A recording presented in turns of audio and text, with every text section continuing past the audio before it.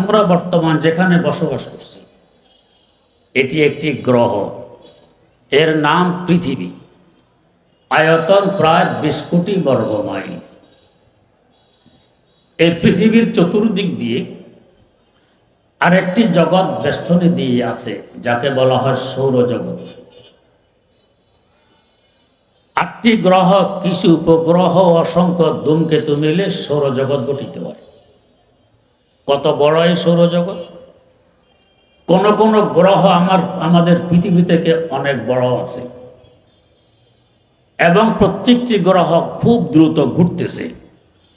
আমাদের পৃথিবীর ঘোরা হলো সেকেন্ডে 20 কিলোমিটার।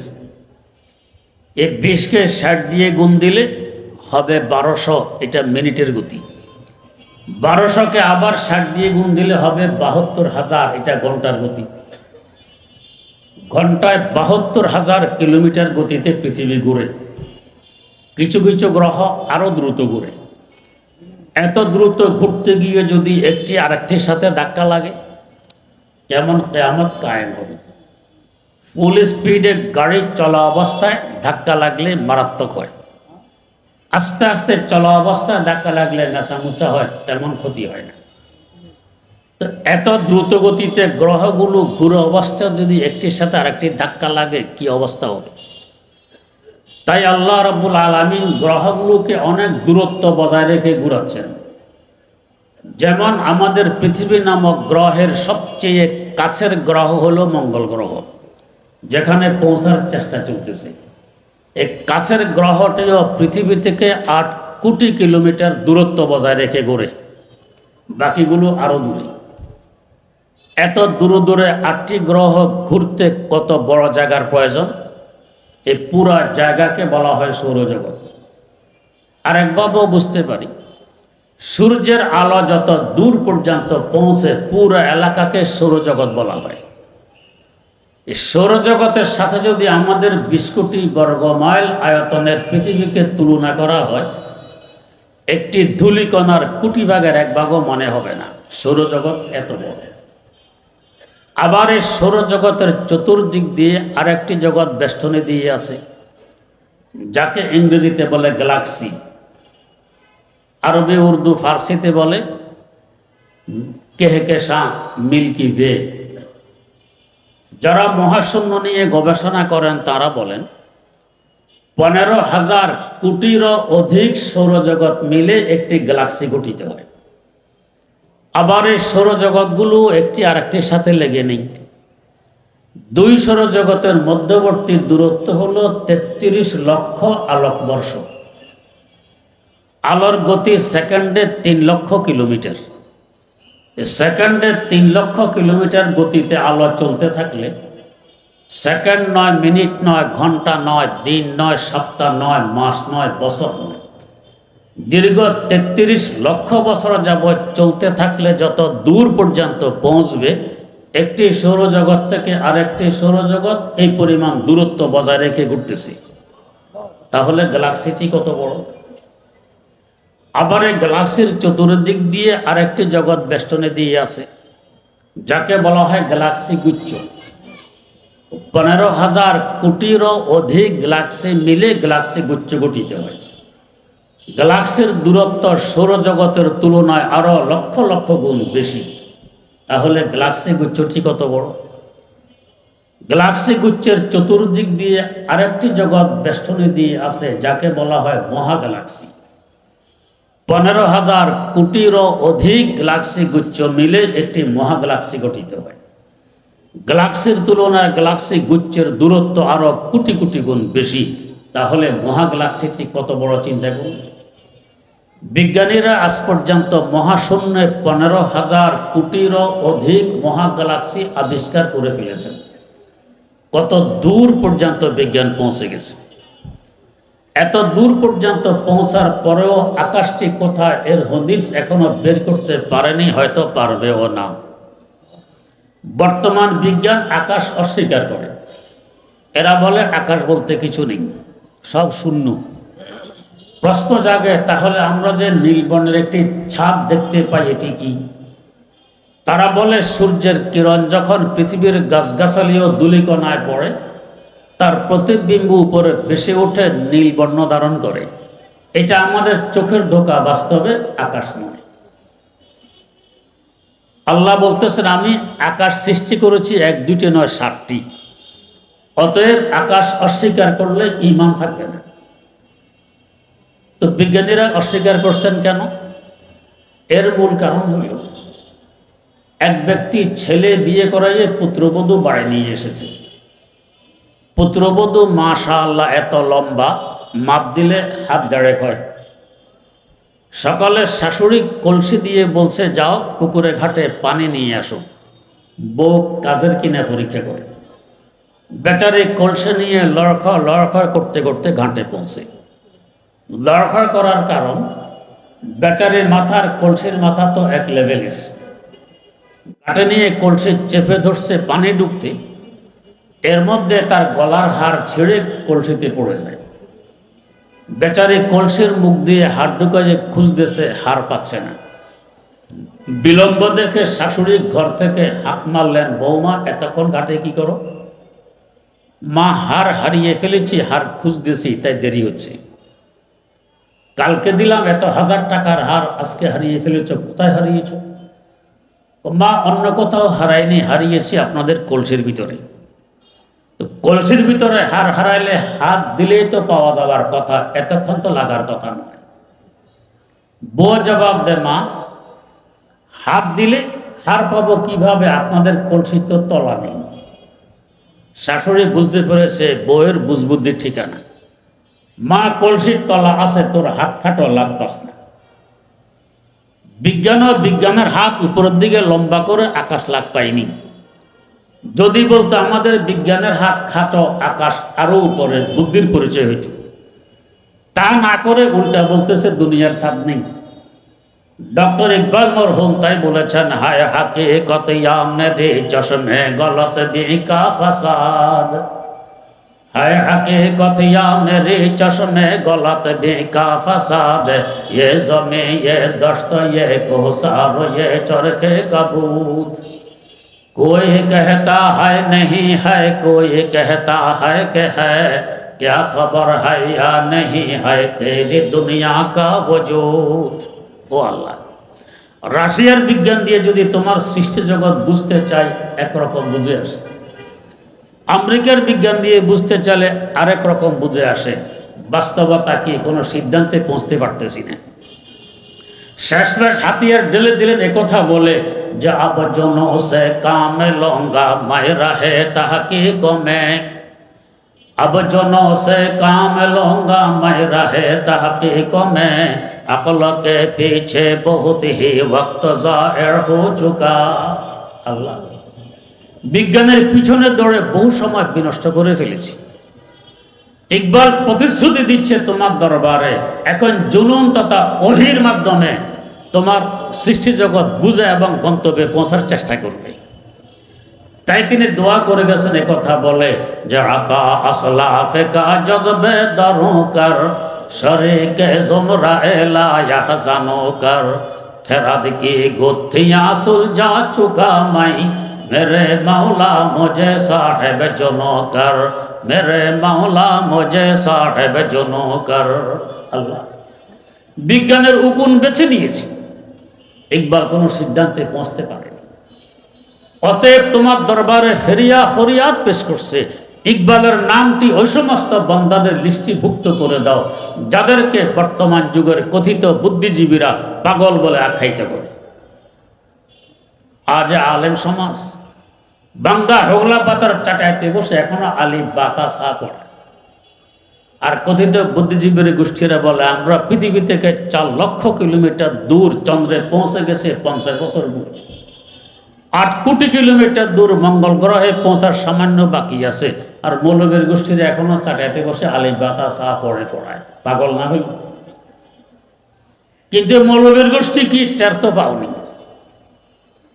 তোমরা তো রকেট যুগে পৃথিবীর চতুর্দিকে একবার ঘুরে আসতে পারো, তো 17 মিনিট লাগে। কিন্তু মৌলবীর গোষ্ঠী তো রুহানি ভাবে আরশে মোয়াল্লা ভেদ করে আরশে মোয়াল্লা পৌঁছতে পারে, 1 সেকেন্ড লাগে না। खाकी है मगर ताकत परवाज है हमको, खाकी है मगर ताकत परवाज़ है हमको, एक आन में उड़ जाते हैं हम अर्श बरी पर, एक आन में उड़ जाते हैं हम अर्श बरी पर। মাটির পুতলা তো ঠিক, কিন্তু রুহানি শক্তি আল্লাহ রাব্বুল আলামিন কোরআন হাদিসের বরকতে এমন দিয়েছেন, সেকেন্ড লাগে না আরশে মুআল্লায় পৌঁছতে। আল্লাহর কোলে নিজের কথাই বলতেছেন, কম্বাম্বো একদম সায়রে আলম মে কো নাম, রোহেরা দস্তে ও পায়ে দিগারাস, রোহেরা দস্তে ও পায়ে দিগারাস। পুরা সৃষ্টি জগৎ একবার ঘুরে আসতে আমার এক সেকেন্ড লাগে না। কেন? আমার রুহের পরপাখা, হাত পা বিন্নু। কত উপরে বিজ্ঞান পৌঁছে গেছে। তার উপর দিয়ে অসংখ্য গণিত লক্ষ কোটি কিলোমিটার ব্যাপী বেষ্টনে দিয়ে আছে কোরআনে জামহারির ঠান্ডার জগৎ। এর উপর দিয়ে অসংখ্য গণিত লক্ষ কোটি কিলোমিটার ব্যাপী বেষ্টনে দিয়ে আছে কোরআনে নার, আগুনের জগৎ, শুধু আগুনের আগুন। এর কত উপরে প্রথম আকাশ আল্লাহ পাকই ভালো জানেন। দারিমি শরীফে হাদিস বর্ণিত, আমাদের জমিন থেকে আকাশের দূরত্ব যেই পরিমাণ, আকাশটি মোটাও এই পরিমাণ। মানে জমিন থেকে আকাশের পেট যে পরিমাণ দূরত্বে, আকাশের পিঠ এর থেকে দ্বিগুণ দূরত্বে। ভেঙে পড়ার সম্ভাবনা আছে। আল্লামা আত্তারের ভাষায়, আজ জমিনে খুশক রুয়া নদ গয়া, আসমারা বেসুতো দারদ নেগা, আসমারা বেসুতো দারদ নেগা। খুঁটি খাম্বাবিহীন ঝুলাই রেখেছেন বিশাল ছাদ, ভেঙে পড়ার সম্ভাবনা নেই, এত মোটা। এরপরে আবার এই পরিমাণ জায়গা খালি, তারপর দ্বিতীয় আকাশ, ওই আকাশটিও খালি পরিমাণ মোটা। দ্বিতীয় আকাশটি প্রথম আকাশকে ফুটবলের ন্যায় পেটের ভিতরে নিয়ে ঘুরতেছে। তো প্রথম আকাশকে দ্বিতীয় আকাশের সাথে তুলনা করলে একটি ধূলিকণার কোটি ভাগের এক ভাগও মনে হবে না, প্রথম আকাশটি এত ছোট মনে হবে। এভাবে তৃতীয় আকাশ, চতুর্থ আকাশ, পঞ্চম আকাশ, ষষ্ঠ আকাশ, সপ্তম আকাশ। এই 7 নম্বর আকাশটি কত দূরে, কত বড়। এর উপর দিয়ে বেষ্টনে দিয়ে আছে সিদরাতুল মুনতাহা। আমার আল্লাহর জগৎ 2 ভাগে বিভক্ত, নিম্ন জগৎ, ঊর্ধ্ব জগৎ। এই নিম্ন জগতের উপরের সীমানা হলো সিদরাতুল মুনতাহা, আর ঊর্ধ্ব জগতের নিচের সীমানা হলো সিদরাতুল মুনতাহা। এর উপর দিয়ে অসংখ্য গণিত লক্ষ কোটি কিলোমিটার ব্যাপী বেষ্টনে দিয়ে আছে জান্নাত।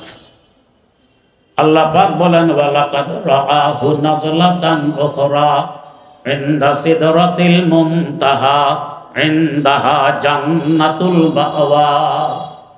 সিদরাতুল মুনতাহার কাছে তথা উপরে হলো জান্নাত। তো বড় হবে বা চিন্তা করুন। এখান থেকে একটি প্রশ্নের উত্তর পেয়ে যাই। প্রশ্নটি হলো, আলেমদের মুখে আপনারা শুনে থাকেন একটি হাদিস, সবচেয়ে নিম্নমানের জান্নাতীকে জান্নাতে এই পরিমাণ জায়গা দেয়া হবে যা এই দুনিয়ার ন্যায় কমাস কম 10 দুনিয়ার সমান হবে। এত জায়গা পাবে কোথায়? এমন বিরাট বিশাল জান্নাতে জায়গার টান পড়বে।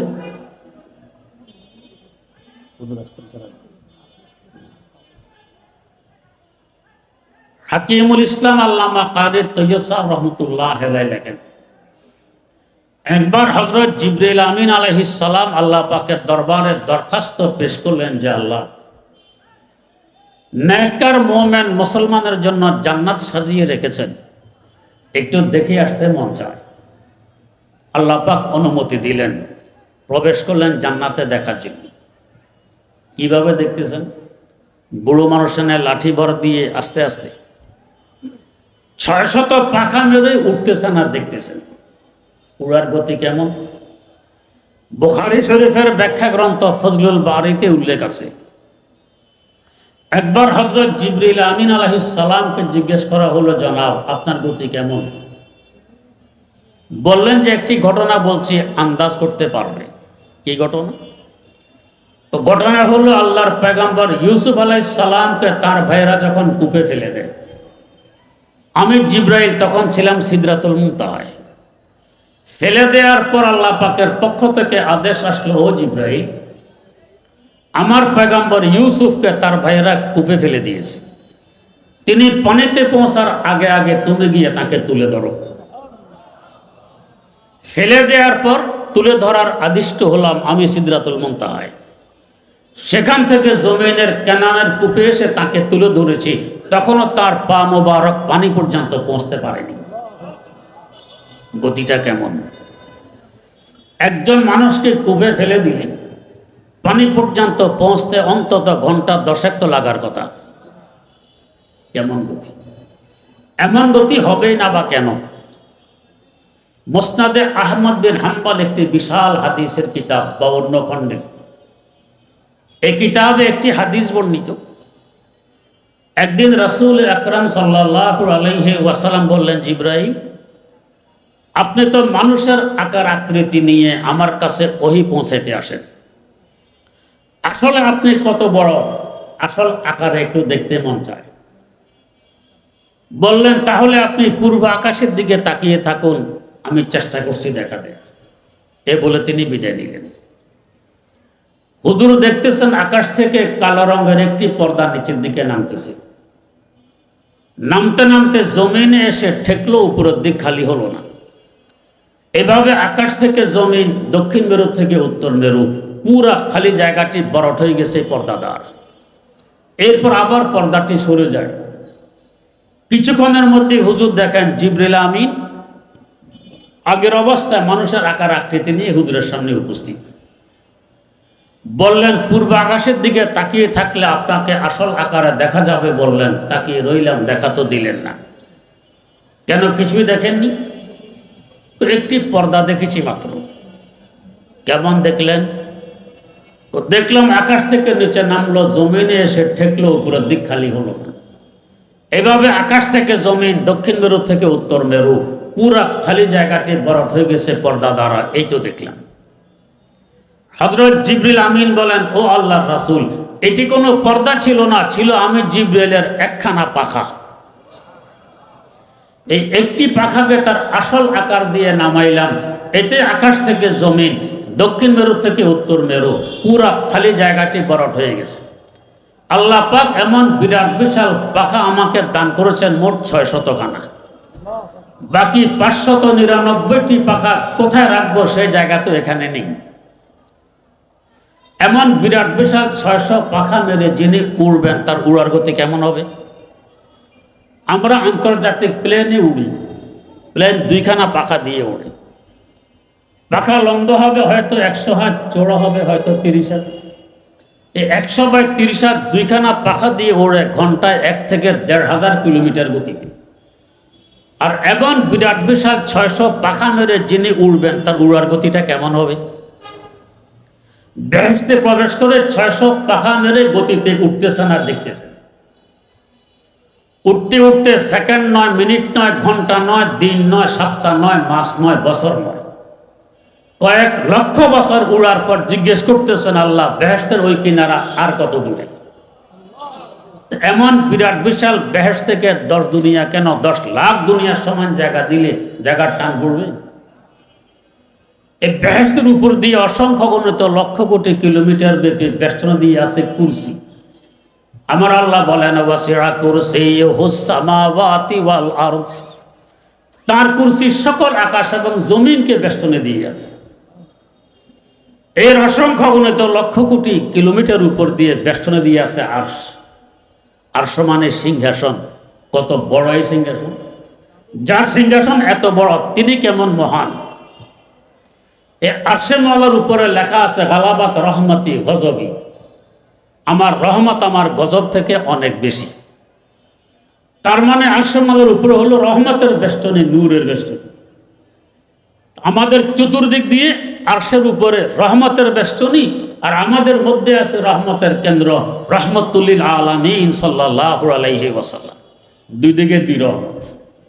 এর বরকতে আজ এত নাফরমানির পরেও আমাদের থাকা, খাওয়া, পড়া, সুখ, শান্তি, রিজিক সব কিছু আল্লাহ পাক দিয়ে চলছেন। না হয় এক ফোঁটা পানি পাওয়ার মতো উপযুক্ততা আমাদের মধ্যে নেই। আল্লাহ রাসূল তাই বলেছিলেন, আয় রব তো কারিমি ও রাসূলে তো কারিমি, ऐ रब तो करीमी और रसूल तो करीमी सद शुक्र के हंसते मोमियाने दो करीमी सद शुक्र के हंसते मोमियाने दो करीमी।